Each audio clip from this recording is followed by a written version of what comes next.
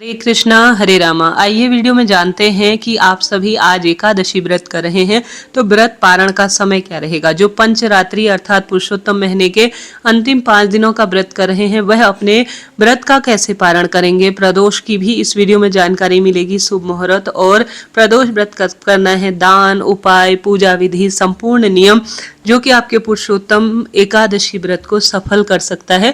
संक्षिप्त वीडियो है परंतु श्रेष्ठ जानकारी आपको प्राप्त होगी। जैसा कि आप जानते होंगे एकादशी व्रत पूरे दिन और रात्रि का है। आज हम सभी 11 तारीख को व्रत कर रहे हैं तो पूरे दिन रात्रि हम व्रत करेंगे और 12 तारीख को व्रत खोलना होगा। कभी भी हरिवासर में व्रत नहीं खोलना और द्वादशी तिथि रहते रहते ही व्रत खोलना सर्वश्रेष्ठ कहा गया है। छोटे छोटे नियम है परंतु सरलता है, ध्यान से आप कर सकते हैं, कोई दिक्कत की बात नहीं है। आप सभी जैसे कि आज एकादशी के दिन संभव हो रात्रि जागरण करें, नहीं तो शास्त्रों में यथाशक्ति तथा भक्ति कहा गया है। शरीर में क्षमता सामर्थ्य नहीं रह सकती है तो ऐसी स्थिति में आप रोज सोने वाले बिस्तर में तो न सोएं परंतु भगवान जी के समकक्ष हरि कीर्तन जागरण ध्यान करते हुए भगवान जी का नाम सुमिरन करते हुए आप सो सकते हैं, कोई दिक्कत की बात नहीं है। परंतु भगवान का सुमिरन करें, गलत विचार मन में बिल्कुल भी ना लाएं। इसके साथ साथ व्रत का पारण करना होगा शुक्रवार 12 जून के दिन, अर्थात सुबह ही व्रत का समय है। चिंता टेंशन की बात नहीं है परंतु नियमों का ध्यान रखें। एकादशी का व्रत के बाद जो प्रदोष व्रत आता है ना त्रयोदशी का, वो भी शुक्रवार 12 जून को ही किया जाएगा क्योंकि शाम के समय त्रयोदशी तिथि व्याप्त है। इस कारण से आप सभी को भगवान का नाम जाप करते हुए 12 तारीख को अर्थात शुक्रवार को जल्दी उठना होगा। संभव हो तो ब्रह्म मुहूर्त में ही उठने का प्रयत्न करें। 12 जून को ब्रह्म मुहूर्त का जो शुभ समय रहने वाला है 4:05 से करीब 5 बजे के आसपास का ब्रह्म मुहूर्त का समय है। नहीं तो सूर्य उदय से पहले जग जाएं, करीब 5:44 सूर्य उदय का समय रहेगा। नहाने के पानी में शुक्रवार के दिन आप सभी 22 तारीख को तुलसी की लकड़ी को जरूर घुमाएं और गंगा जल जरूर डालें। इससे मन और तन की शुद्धता बनी रहती है। ओम नमो भगवते वासुदेवाय महामंत्र का ज्यादा से ज्यादा जप करें। और द्वादशी है तो सबसे पहले तुलसी पूजा करें। तुलसी में शुक्रवार के दिन श्रेष्ठ रूप में आप कच्चा दूध, 1 चुटकी हल्दी जरूर डालें। 5 दिवसीय पूजा श्रेष्ठ होगी और एकादशी व्रत भी सफल हो जाएगा। एकादशी की परिक्रमा करें अर्थात तुलसी की, और साथ ही तुलसी में 1 चुटकी हल्दी डालकर दीपदान जरूर करें। द्वार पर जल का छिड़काव करें। ज्यादा से ज्यादा ओम नमो भगवते वासुदेवाय श्री शिवाय नमस्तुभ्यम महामंत्र का जप करें। इससे हमारे व्रत उपवास पूजा पाठ सफल हो जाते हैं। उसके बाद द्वार पर भी आप एक दीपदान ब्रह्म मुहूर्त में जरूर लगाएं। इसके साथ साथ अब हम अपने घर के मंदिर में भगवान का कीर्तन करते हुए मोबाइल में धीमे धीमे भगवान का नाम, पुरुषोत्तम भगवान के मंत्रों को चलाते हुए घर के मंदिर में सरल सी पूजा करें। सुबह का बासी झाड़ू इत्यादि निकाल लीजिएगा। उसके बाद आप सुंदर तरीके से तिलक वगैरह निकाल कर भगवान श्री नारायण के विग्रह स्वरूप को शंख में कच्चा दूध, तुलसी पत्र रखकर प्रभु जी का नाम सुमिरन करते हुए स्नान कराएं। तुलसी की लकड़ी का दीपक घर में जलाएं। तुलसी की लकड़ी को किसी पत्थर पर घिसकर हरिचंदन बनाकर प्रभु जी को श्रेष्ठ सेवा दीजिएगा। और आज प्रदोष व्रत है, शुक्र प्रदोष, तो शिवलिंग पर आप सभी जल चढ़ाएंगे तो उस जल के लोटे में आप इत्र जरूर डालिएगा। शुक्र से इसका संबंध होता है। लाल फूल, लाल चंदन, कमल गट्टा प्रयोग करते हैं तो शिवलिंग पर जल चढ़ाने से शुक्रवार के दिन इन चीजों से अनंत लाभ होता है, ऐसा ज्योतिष और शास्त्रों में वर्णित है। तो यह कार्य आपको जरूर करना है। इसके साथ साथ भगवान का चिंतन करते हुए यह सरल काम करें और अपने घर की रसोई में चावल चढ़ाने को रख दीजिएगा। कहा जाता है एकादशी पर चावल बिल्कुल नहीं खानी चाहिए परंतु द्वादशी पर चावल का सेवन जरूर करना चाहिए, तभी हमारा व्रत उपवास सफल होता है। तो आप सभी को चावल जरूर बनाने हैं, मीठे चावल या किसी भी रूप में आप चावल बनाए द्वादशी पर। और मौसमी फलों के साथ तुलसी पत्र रखकर आप श्री नारायण के सम्मुख प्रसाद स्वरूप भगवान जी से कहें कि प्रभु जी आप इन्हें ग्रहण करें। देखिए आप सभी जानते होंगे महादेव का आज सबसे श्रेष्ठ दिन है। तुलसी पूजा के साथ साथ आप बेलपत्र भी पूजे। सुबह के समय महादेव का चिंतन ज्यादा से ज्यादा कीजिएगा। इसके साथ ही आज द्वादशी तिथि जो रहने वाली है ना वह 7:36 के आसपास तक ही है। उसके उपरांत त्रयोदशी लग जाएगी। आज 12 जून को नक्षत्र जो है अश्विनी रहने वाला है, साथ ही भरणी नक्षत्र भी हमें प्राप्त हो रहा है।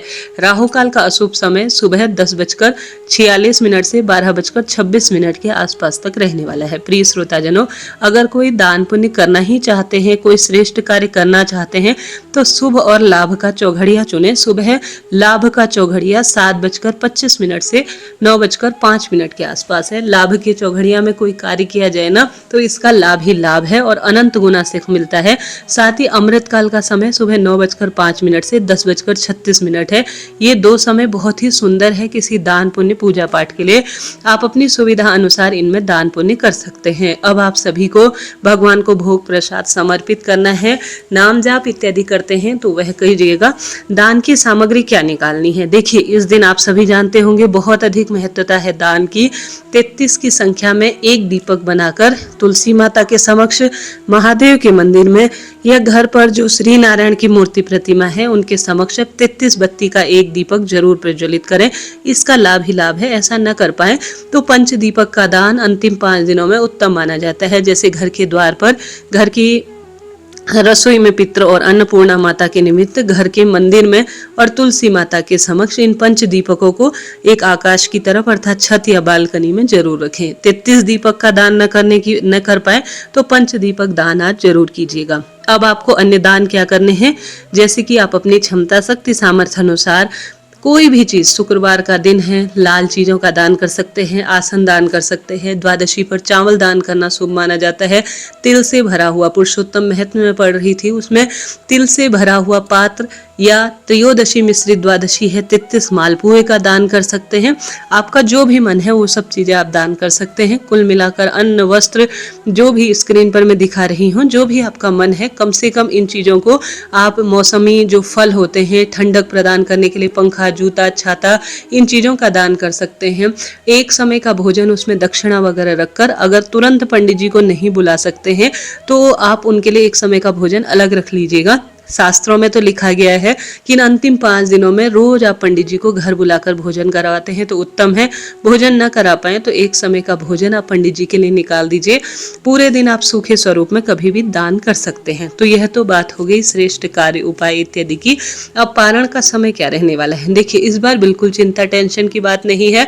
आप सभी व्रत का पारण 12 जून शुक्रवार को सुबह 5:23 से 8:10 के बीच कर लीजिएगा, क्योंकि 10 मिनट बाद, 8:10 बाद त्रयोदशी लग जाएगी। फिर अपने व्रत को खोलना ठीक नहीं रहेगा। ऐसी स्थिति में इस समय आप अपने व्रत को खोल लीजिएगा, ठीक है जी। और हरिवासर इत्यादि का कोई विचार नहीं, वह रात्रि में ही समापन की ओर है। द्वादशी इत्यादि है इतने समय पर और त्रयोदशी बाद में शुरू हो रही है। तो इस समय आप भगवान का ध्यान चिंतन करते हुए व्रत को खोल लीजिएगा। क्या खाकर व्रत खोले, आप तुलसी पत्ता ग्रहण कर भगवान को चढ़ाए गए फल के साथ, तुलसी का जल भगवान के समक्ष रखा है या चने की दाल रखी है या मौसमी फल है तो उससे अपने व्रत को खोल लीजिएगा, ठीक है। अगर आप पूरे 5 दिवसों के जो भोजन होता है ना, जैसे एक नक्त भोजन कहते हैं, शाम को भोजन कर लिया जाता है। एक समय भोजन 5 दिनों में कई लोग करते हैं। तो आज आप सभी रात्रि को, अभी सुबह व्रत आप अन्न रूप में ग्रहण नहीं करेंगे और आप सभी अब रात्रि को ही भोजन करेंगे। तो ऐसे में जल या फल खाकर एकादशी व्रत को पूर्ण कर पंचरात्रि व्रत या 5 दिवसीय व्रत को आप संकल्प रूप में, या प्रदोष व्रत भी आप सुबह अन्न ग्रहण नहीं करेंगे किसी भी स्वरूप में, बस जल और फल या तुलसी पत्ता खाकर एकादशी व्रत को विराम देकर अपने दूसरे व्रत का पूर्ण जो है करने का प्रयत्न करेंगे। तो इस तरह से एकादशी व्रत के पारण के नियम को मैंने बताया। झूठ, छल, कपट इत्यादि से दूर रहें। अन्नदान, जलदान, वस्त्रदान, गौदान, गौ माता की सेवा, ब्राह्मण सेवा, पवित्र जो वृक्ष होते हैं उनका सिंचन करें, शिव नारायण की एक साथ पूजा करें, दीपदान इत्यादि करें। सुबह और शाम दोनों समय हरि कीर्तन करें। एकादशी और 5 दिवसीय जो व्रत हैं आपके सफल हो जाएंगे और सौभाग्य निश्चित रूप से बढ़ता चला जाएगा। अभी के लिए इतना ही।